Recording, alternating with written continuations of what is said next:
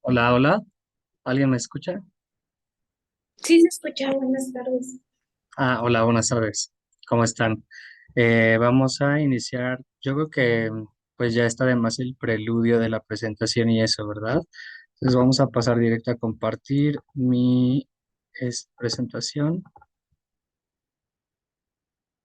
Me dicen si la ven, por favor, nada más me corroboran. Y para comenzar, ¿ok? Ya la vemos. Sí, ¿Listo? ya se ve. Ok, perfecto. Entonces, vamos a comenzar. La clase de hoy es acerca de la candidiasis, también conocida como moniliasis, ¿ok? Es una micosis superficial o es la siguiente micosis superficial hablando de este tema que vamos a abordar. Su distribución es cosmopolita, como todas las enfermedades que vemos casi siempre en agentes biológicos. Es algo que escuchamos mucho, que ya estamos hasta acá de escuchar. Pero bueno, es parte de la bibliografía de lo que nos dicen, o sea, la podemos encontrar en cualquier parte, a eso se refiere. 25% de las micosis superficiales son candidiasis. Ahí la importancia del diagnóstico, de la clínica, de la vista entrenada del médico tratante y bueno, puede afectar uñas, piel, mucosas, igual que los dermatofitos. En este caso, las mucosas son casi siempre por cándidas. En los recién nacidos es muy, muy frecuente. Es la causa frecuente también de vulvovaginitis y de balanitis. Yo creo que la más frecuente en la clínica y lo vemos pues mucho en la consulta. Y bueno, es una enfermedad oportunista, casi la mayoría o en su mayoría las cándidas. Los hongos en general en la naturaleza tienen esta actividad saprófita, es decir, bueno, el maestro Javier Méndez Tobar siempre dice que la presencia del hongo o de cualquier hongo es un indicador de muerte. Entonces, en este caso no significa que nos estemos muriendo, sino que hay algo que no está del todo bien y casi siempre por eso afecta a inmunocomprometidos o un territorio que está inmunocomprometido. No necesariamente tenemos que tener defensas sistémicamente hablando bajas. Ahorita les voy a hablar de de mi punto de vista, que es más enfocado a la medicina funcional en todos los aspectos ya, o sea, con la experiencia que llevo y con todo lo que veo con los pacientes. Casi siempre todo es una enfermedad inflamatoria de bajo grado que ocasiona todo lo demás, es lo que les comentaba ayer. Entonces, por eso inmunocomprometidos o zonas inmunocomprometidas del cuerpo. Causa intertrigos y también puede causar onicomicosis, ¿ok? Entonces, pues Candida spp, es decir, las especies que podemos conocer o no, o que seguramente ya han estudiado en agentes biológicos. Hay muchísimas especies, hay una confusión enorme en cuanto a la nomenclatura, que cada año cambia, que cada vez nos dan un estudio diferente de un gen que hace que cambie por completo la especie o que pertenezca a otro grupo, pero básicamente nos vamos a concentrar en que hay Candida albicans y no albicans, y en este caso todas son saprófitas en el ambiente y sobre todo en las mucosas, es decir, forman parte de algo que se llama microbioma. El microbioma o la microbiota o lo que antes se conocía como flora o como no sé quiénes tomaron con la maestra Collie, no le gustaba que dijéramos flora porque eso indica como los árboles y eso, sino más bien microbioma, microbiota en el ambiente y bueno, eso que no van a encontrar en ningún lado. Sobre la dieta ácida que genera resistencia a la insulina. Yo soy fiel creyente en que todos tenemos resistencia a la insulina, en que todos tenemos candidemia intestinal, porque la dieta, bueno, lo que la mayoría desayuna, rompiendo el ayuno sobre todo, que siempre es pancito, galletitas, cereales con leche de vaca, aunque sea deslactosada light, ultra light, implica una dieta ácida y sobre todo la torta de tamal, pues básicamente lo que hay afuera, inclusive de las escuelas para desayunar, constituye una dieta ácida y eso le gusta a la cándida, ¿ok? Provoca algo que se llama permeabilidad intestinal y la cándida puede hacer un efecto en las vellosidades intestinales para que nos dé más hambre y más ganas de comer azúcar, ¿ok? Entonces, por eso yo digo que todo es resistencia a la insulina, que, con sus consecuencias. La cándida glabrata es el agente causal más común de la vaginitis y bueno, como les digo, es por oportunismo que puede estar ocasionado por varias cosas. Esteroides tópicos o sistémicos, En enfermedades autoinmunes casi siempre damos esteroides, metrotexato, la terapia biológica en las enfermedades reumatológicas, todos estos tratamientos que nos implican una inmunosupresión, antibiótico-terapia de amplio espectro, es decir, pues ya saben, levo, ser preabanco en los hospitales, o sea, las terapias antibióticas también pueden ser tomadas o sistémicas y incluso locales, o sea, como les decía ayer, estas famosas cremas de triple acción que tienen esteroide, que tienen antimicótico y que tienen antibiótico, las quimios, las radios, los anticonceptivos locales o sistémicos también. El embarazo, pues por consecuencia es una parasitosis, yo así le digo, pero obviamente no, pero causa lo mismo y a fin de cuentas causa algo que se llama disbiosis local, que causa también resistencia a la insulina, el estado del embarazo, todos lo sabemos, y más si creen las embarazadas que tienen que comer el doble, dislipidemia, insuficiencia tiroidea y disbiosis, lo que les decía. Ok, localmente también puede haber consecuencia, o puede ser más bien consecuencia de, en este caso, en la boca, como prótesis dentales, los pacientes que tienen contacto con harina, con azúcar, panaderos, dulceros, porque a todos los hombres les encanta tanto la harina que todos los cereales, que no necesitamos comer los humanos ningún cereal, y el azúcar y la combinación de esta, inclusive prendas de vestir, que pueden ser sintéticas, el suavizante, todos los suavizantes de telas que nunca recomendamos a los pacientes, a nadie, o sea, nadie deberíamos usar suavizantes de tela porque causan un efecto como si fuera una plastificación en el cuerpo y en la ropa, inclusive descomponen las lavadoras, y en este caso las prendas de vestir como guantes, em, las botas de hule y todos estos, pues todos estos accesorios que causan algo que se llama oclusión, ¿ok? Y bueno, aquí están las especies más frecuentes. Podemos redundar en ellas o no. La verdad es que a mí me interesa más que sepan la clínica y diferenciar los diagnósticos. Y bueno, para saber albicans, Guillermondi, Tropicalis, Pseudotropicalis, Crusei, la última es la más resistente a antimicóticos y bueno, ahí les voy a decir algo especial, especialmente hablando de las resistentes en el tratamiento, ¿ok?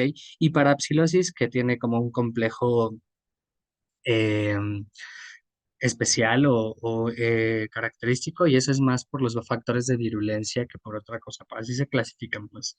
Adherencia a los epitelios es la manera en que empieza la colonización, bueno, más bien la invasión, después viene la colonización, es decir, que se empieza a multiplicar en el área afectada, la penetración epitelial, la invasión vascular, diseminación, adherencia al endotelio y penetración de tejidos. Entonces, es como los pasos de la invasión fúngica o de la enfermedad fúngica invasiva, en este caso de Cándida y de otros hongos que también pueden ser levaduriformes. ¿Ok? Cándida hay libros de Cándida, o sea, es un tema enorme eh, que cada vez se aborda más y más y más. Y en infectología, especialmente nosocomial, representa un reto terapéutico inmenso que en mi experiencia no es que esté mal enfocado y no es criticar a los infectos, pero deberíamos atender otras cosas y no siempre la resistencia ni bacteriana ni, ni en este caso fúngica. O sea, casi siempre todo, y lo voy a mencionar, el tratamiento se atiende mejorando el síndrome metabólico de los pacientes o las condiciones o inclusive, o sea, yo soy muy partidario de prebióticos, de probióticos y esas cosas que en las que pues todavía no terminamos de creer, ¿ok? Y que digo, muchos creen, pero no hay una guía que te diga cómo hacerlo o cómo darlo o cuál es el momento adecuado, inclusive la suplementación oral con minerales, ¿ok? Bueno, en cuanto a los tipos, a las formas clínicas, encontramos estas que son circunscritas, es decir, que están en un territorio bien delimitado, pueden dar en la boca, en los grandes pliegues, en los pequeños pliegues. Grandes pliegues se refiere pues a las axilas y a las ingles básicamente, a veces debajo de las mamas. Los pequeños pliegues casi siempre son las comisuras, atrás de las orejas, la vulva, el pene. zona del pañal, los genitales que ya incluye también la vulva y el pene, pero también son pequeños pliegues y la región periungual, que también, aparte de la región periungual, puede ser causante de onicomicosis, ¿ok? No solo los dermatofitos. Y casi siempre es o más bien el grupo poblacional adecuado son las amas de casa. Diseminadas y profundas, pues la mucocutánea crónica y el granuloma candidiásico son las dos formas clínicas que vemos, casi nunca o son poco frecuentes o bueno, los pacientes pues ya están más allá que para acá, como en las sistémicas, la septicemia, la candidemia iatrogénica y la dermatitis fúngica invasora o invasiva, que es la forma más grave, pero pues ustedes se van a dar cuenta que se ve en pacientes súper específicos, que más bien hay que atender en ese caso la patología base del paciente, pacientes con VIH, pacientes trasplantados, hay que tener una profilaxis para evitarla, o sea, casi siempre, ahí dice una candidemia iatrogénica en el libro del doctor Arenas, van a ver cuál es, pero para mí también es iatrogenia el hecho de saber que tu paciente puede infectarse y no darle algo para prevenirlo, ¿ok? Siempre eh, hay que blindarlos, ¿ok? Y bueno, en cuanto a la candidiasis oral, hay varias formas. La más frecuente es el conocido como algodoncillo o muget. Son placas de enrojecimiento. La placa es casi siempre base eritematosa como un buen enfermedades dermatológicas. Y bueno, vemos estas mucosas blanquecinas como algodoncito, labios, carrillos, puede ser hasta parte de la laringe, pseudomembranosa aguda y pseudomembranosa crónica son las principales, pero también encontramos una forma eritematosa aguda y crónica, la crónica en placas, la nodular crónica y la glotitis romboidal media y la erosiva o dolorosa, porque todas las demás casi nunca dan molestia. Entonces, ¿cómo diferenciarlas? La verdad es que yo hubiera querido darles una imagen de cada una, pero atendiendo el temario, la verdad es que solo tienen que darse cuenta que las placas sean por cándida y que casi siempre la manera de hacerlo es con estudio micológico. Ahorita les voy a decir cómo.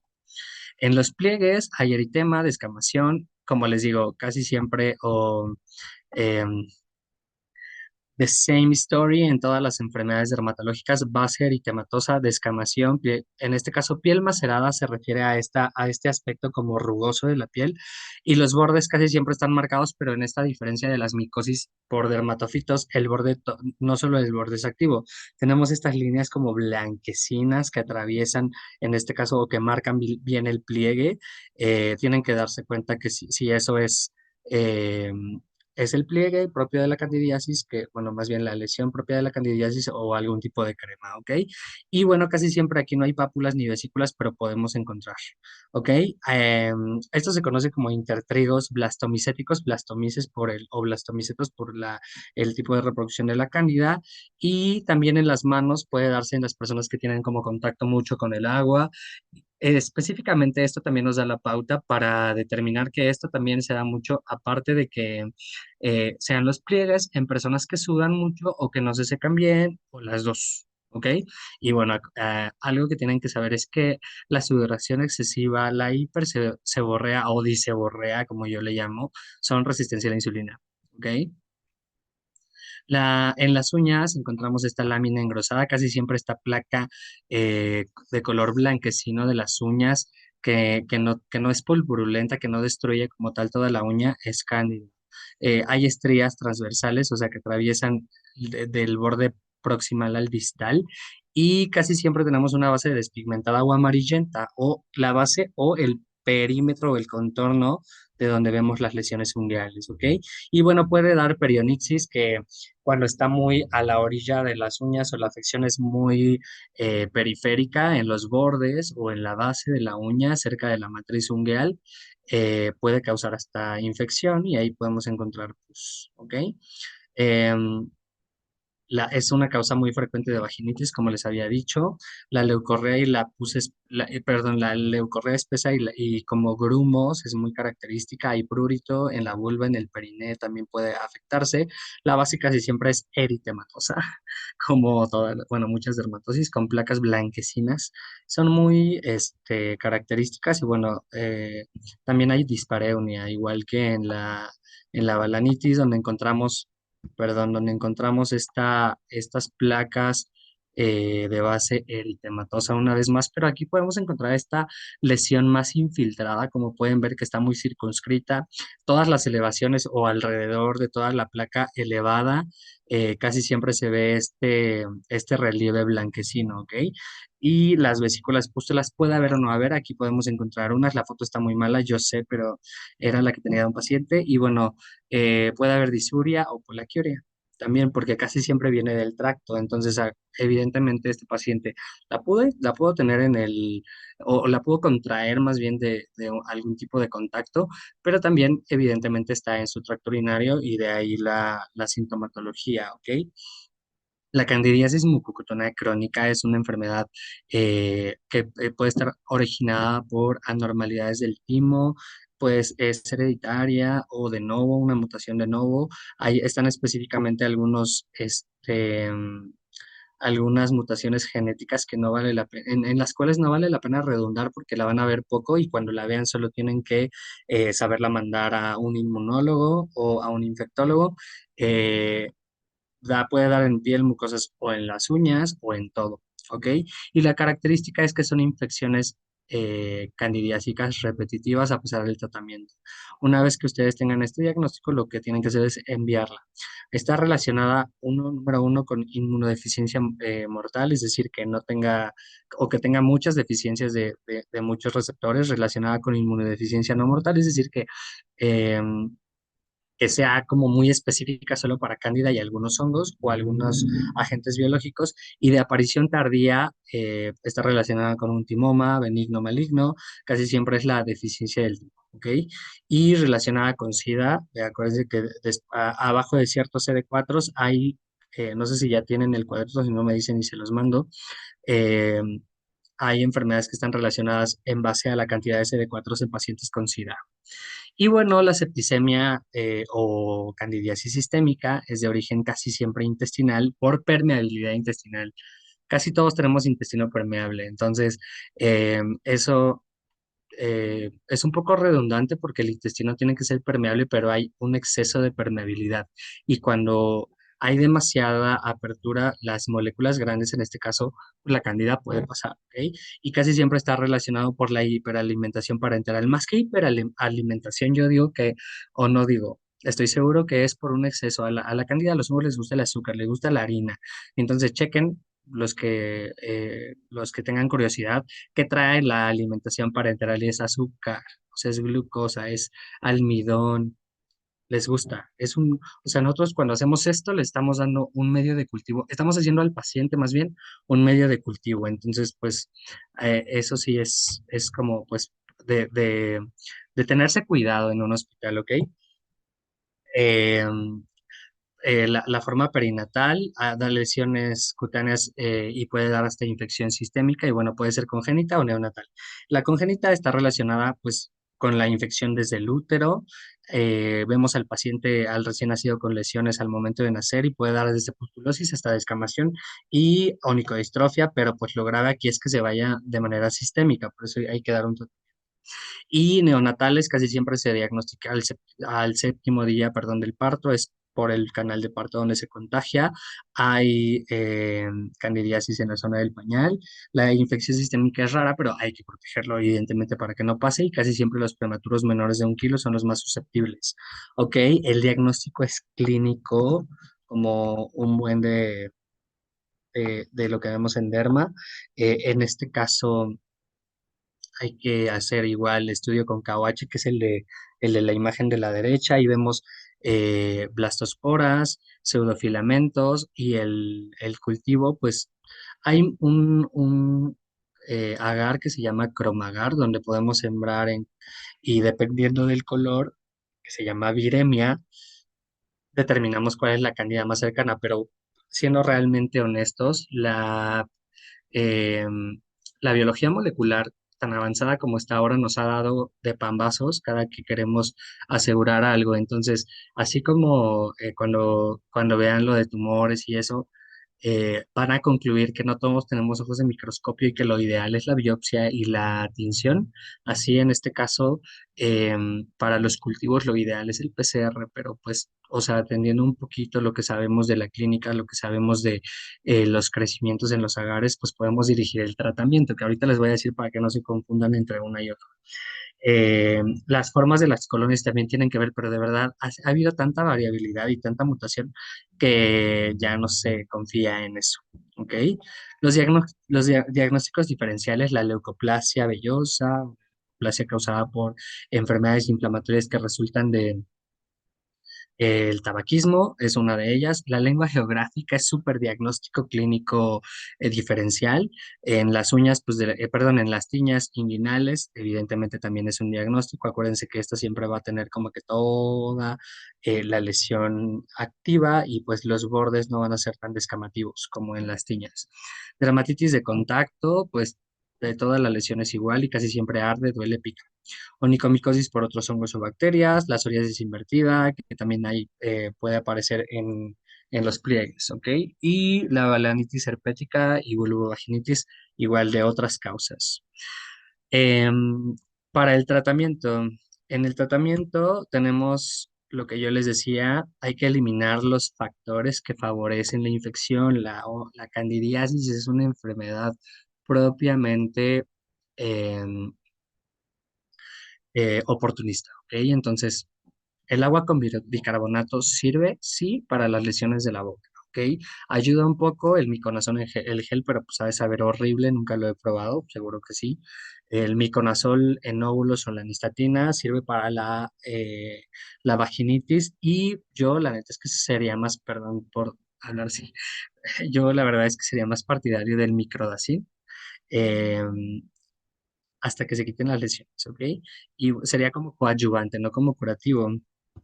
El ketoconazol de 200 miligramos se usa vía oral de 10 a 14 días en la mayoría de los padecimientos que son mucocutáneos o que son superficiales, como pues estamos hablando de micosis superficiales, y pueden ser de una o dos dosis eh, o dos ciclos de 10 a 14 días. Y, o sea, si vemos que no remite, se dejan descansar una semana y se repite, ¿ok? Y la vaginitis, bueno, y una o dos dosis al día, es decir, 200 miligramos en la mañana y 200 en la noche. La vaginitis se trata con 400 miligramos diario por 7 días o hay otras alternativas que ahorita les voy a decir. Para las micosis superficiales, es decir, que sean más bien de la piel la empiña, no solo superficiales, porque las mucosas también se incluyen, pero pues esto no va a funcionar. Lo que les había dicho ayer, hay que usar un antimicótico, el que quieran, en este caso hay miles de opciones en el mercado, clotimazol, bifonazol, keto, terbinafina, sulconazol o tioconazol, que es como de los más recientes, pero siempre hay que agregarle un cicatrizante, o sea, no hay que hacer que el paciente sufra, o sea, casi siempre hasta los esteroides dan calma, pero los inhibidores de la calcineurina todos arden. Entonces, lo que tenemos que hacer básicamente es sumarle un cicatrizante. Ayer no les puse marcas, hoy sí les pongo mis favoritas en ese orden: Cicaplast, Baume, Ulcoderma, Cicalfate crema reparadora en spray, hay las dos versiones, y fitoestimulina, ahí me falló la N, perdón. Pero siempre combinarlas a partes iguales, o primero el clotimazol y luego el cicatrizante. A mí me gusta partes iguales, ¿ok? Entonces, no dejen que al paciente le arda, que sufra, no es necesario, ¿vale? Ahora, hablando de itraconazol, el favorito, el más barato, el que hay en todos lados, el que sirve casi para todo, ¿ok? Para la onicomicosis siempre damos pulsos.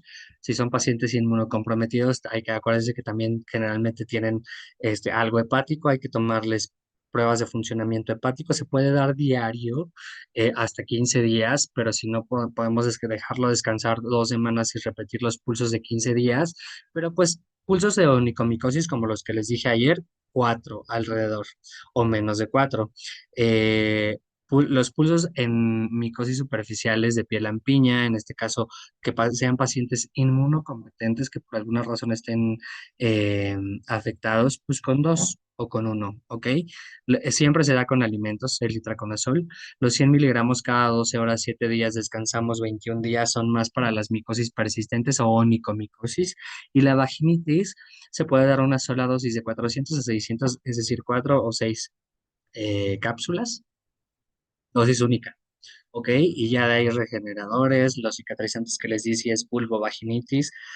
Un sustituto de jabón siempre es súper importante, no se los anoté, perdón, pero bueno, esto se queda grabado. Mis favoritos son en ese orden: Lipicar Sorgras, Lipicar Sindet, CeraVe Hydrating Cleanser o CeraVe aceite espumoso de limpieza, eh, Atoderm Intensive Pain en barra o en líquido, Lactivón dermolimpiador en barra o líquido, cualquiera de esos son dermolimpiadores que se llaman Sindet, son sustitutos de jabón, no tienen detergentes, no tienen los anillos de benceno, que son los que nos dan alergia o que si la piel ya está lastimada, o sea, lo que queremos, lo menos que queremos es lastimar más al paciente o que le irrite o que le pique, ¿ok? Y bueno, ya en caso de querer economizar un poco, Dove blanco, el jabón lirio o el grisi de avena, ¿ok? Ya, para todos. Y bueno, si es algo crónico que se van a encontrar con eso, hay que dar pulsos, cuatro pulsos normales con 200 miligramos al día, ¿vale? El Itrazin, que es el itraconazol suba, es el de Izin, el que les digo que me gusta mucho, que no casi siempre hay, que es un poco más caro, bueno, no mucho más caro, pero es muy eficiente y genera menos resistencia. Hay que dar lo equivalente de lo que de la diapositiva anterior, pero una cuarta parte, ¿ok? Que es lo que equivalen 50 miligramos de itrazin, equivalen a 200 de itraconazol convencional. La anfotericina B se usa para las infecciones nosocomiales. Se tiene que usar la liposomal, es decir, la que tiene grasita para que pueda penetrar mejor. Infecciones nosocomiales, pues no, de cándida, ¿ok? Vamos a hablar de eso. Siempre hay que atender al padecimiento base del paciente. Casi siempre para las nosocomiales lo primero es de que, a ver, factores de riesgo. El paciente está diabético, tiene cetonuria o lesión renal, no, hay que darle algo, lo que sea, lo que esté disponible ahorita, ya no sabemos qué hay disponible, la verdad, en los hospitales, pero mínimo una dosis baja hasta de itraconazol o de fluconazol para que esté protegido. Ya que esté infectado, pues ya no queda más de otra de que usar las de amplio espectro, porque en los hospitales casi siempre son nosocomiales y la cándida la cándida nosocomial en este caso es multiresistente, inclusive a anfotericina B, ¿ok? Entonces, no quise complicarles la existencia con dosis, con peso, y si el paciente no sé qué, y si tiene antibiótico de no sé cuándo, y si se hace reacción cruzada. Hay una guía que se llama Guía Sanford, donde pueden consultar todas las dudas que tengan, pero sobre todo es para tratar a los pacientes. O sea, ya cuando ustedes se encuentren con un paciente donde le van a aplicar anfotericina B, antes yo anotaba todo eso. Era como de, no manches, me voy a aprender la dosis de anfotericina B y que no sé qué. La guía Sanford cambia cada año o cada 2 años, o al menos tiene un ajuste de dosis. Entonces, apréndansela o mejor consulten la guía, ¿vale? Y en caso de resistencia ya hay voriconazol, rabuconazol, posaconazol, que son de amplio espectro, que ok, se pueden usar, pero es un caso muy extremo, ¿ok? Em, Eso es como lo que rescato de las infecciones nosocomiales y pues por mi parte en vasoacandidiasis es todo. Sí me interesa más en este caso que enfocado a la dermatología, sobre todo que se aprenden los diagnósticos diferenciales porque todas las enfermedades que les mencioné técnicamente ya las vieron o las van a ver, ¿ok? Entonces, esos pequeños datitos de diferencia hacen que no se confundan, básicamente, ¿vale? Pero acuérdense, candidiasis, oportunista, resistencia a la insulina, antibiótico terapia de amplio espectro, quimioradio, trasplante, ¿ok? Entonces, pues, por mi parte, eso es todo por hoy. No sé si hay alguna duda, si quieren decir algo. Sí, muchas gracias, doctor. Le agradecemos, por supuesto, pues, por su tiempo, por su excelente clase. Igualmente les extiendo una disculpa a todos los presentes por el contratiempo que tuvimos y aprovecho para invitarlos a que escriban sus preguntas en el chat y así el doctor tenga la oportunidad de responderlas a quien guste y tenga dudas.